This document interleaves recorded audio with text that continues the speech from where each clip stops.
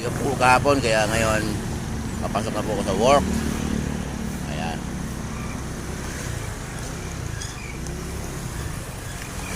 Papasok na po ako sa work. Nandito na po ako. 6:30 pa lang po. Inagahan ko po pasok. Para wala po tao.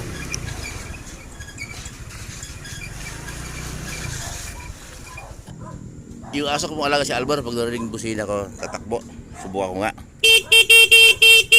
Ayan, diba? Ayan, ayun. Ayun, tama, oh. Albor! Albor!